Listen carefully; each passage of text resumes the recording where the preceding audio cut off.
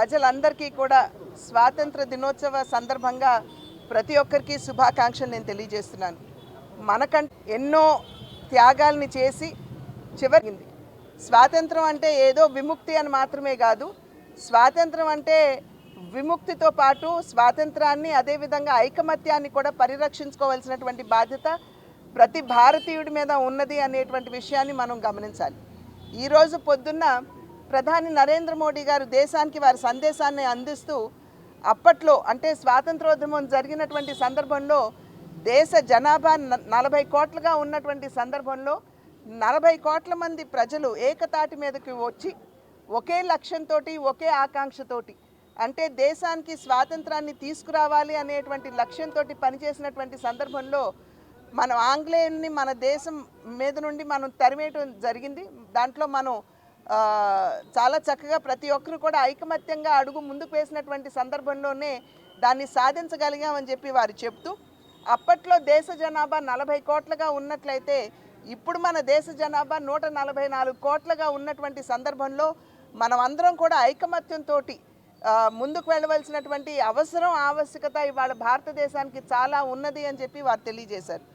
భారతదేశాన్ని చుట్టూ ఉన్నటువంటి దేశాలన్నీ కూడా ఇవాళ భారతదేశం సాధిస్తున్నటువంటి ప్రగతిని నిరోధించాలి అనేటువంటి లక్ష్యంతో పనిచేస్తున్నటువంటి విషయం మనందరికీ తెలుసు. కనుక ఇవాళ భారతీయులందరూ కూడా ఐకమత్యంగా ఒకే త్రాటి మీదకి వచ్చి నిలబడవలసినటువంటి అవసరం ఖచ్చితంగా ఉంది. ఒకానొక సందర్భంలో అంటే స్వాతంత్రం లభించక ముందు భారతదేశం అంటే చిన్నచూపు ఉన్నటువంటి ప్రపంచ దేశాలన్నీ కూడా ఇవాళ భారతదేశం వైపు గౌరవంతో మన వైపు చూస్తున్నటువంటి పరిస్థితి వాళ్ళ ప్రపంచంలో ఉన్నది. ఆ గౌరవాన్ని మనం అందరం కూడా పరిరక్షించుకోవాలి. ఇవాళ మన పొరుగు దేశమైనటువంటి బంగ్లాదేశ్లో సైతం జరుగుతున్నటువంటి పరిణామాలు మనందరికీ తెలుసు.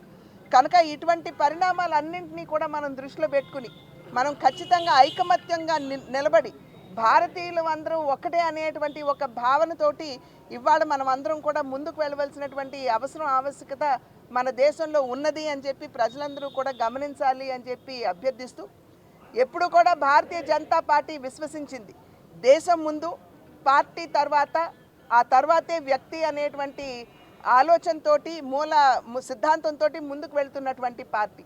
కనుక భారతీయ జనతా పార్టీకి సంబంధించినటువంటి ప్రతి కార్యకర్త దేశ సేవకి అంకితం అవ్వాలి అనేటువంటి ఆలోచన. ఇవాళ దేశం 2047వ సంవత్సరానికల్లా వికసిత్ భారత్ని అంటే అభివృద్ధి చెందినటువంటి భారతదేశాన్ని చూడాలి అనేది మనందరి లక్ష్యం కూడా. అటువంటి ఆశయాన్ని సాధించాలి అంటే అభివృద్ధి చెందిన వికసిత్ భారత్ని కనుక మనం సాధించాలంటే అభివృద్ధి చెందిన వికసిత్ ఆంధ్ర రాష్ట్రాన్ని మనం అందరం కూడా ముందుగా ఆ వికసిత ఆంధ్ర రాష్ట్రం కోసం మనం అందరం కూడా పనిచేయవలసినటువంటి ఆవశ్యకత చాలా ఉంది. ప్రధానంగా ఇప్పుడున్నటువంటి పరిస్థితుల్లో ఆంధ్రులందరూ కూడా కలిసి మన రాష్ట్ర అభివృద్ధికి అంకితం అవుతూ ముందుకు వెళ్ళవలసినటువంటి అవసరం చాలా ఉంది. మొన్న జరిగినటువంటి ఎన్నికల్లో ప్రజలు ఒక అనూహ్యమైనటువంటి విజయాన్ని మరి ఎన్డీఏ కూటమికి అందించినటువంటి సందర్భంలో ఇవాళ ప్రజలకి మరియు అటు ప్రభుత్వానికి వారధిగా నిలబడుతూ ఇవాళ భారతీయ జనతా పార్టీలో ఎన్నుకోబడినటువంటి ప్రజాప్రతినిధులందరూ కూడా వారధి అనేటువంటి కార్యక్రమంతో ముందుకు రావడం జరిగింది.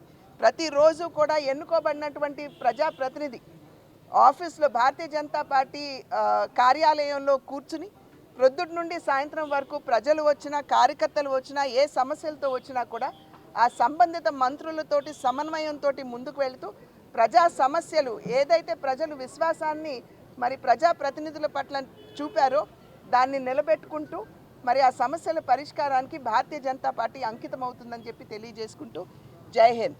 మరిన్ని వీడియోస్ కోసం ఛానల్ ని సబ్స్క్రైబ్ చేయండి, లేటెస్ట్ అప్డేట్స్ కోసం వాట్సాప్ ఛానల్ ని ఫాలో చేయండి అండ్ లింక్ డిస్క్రిప్షన్ లో ఉంది.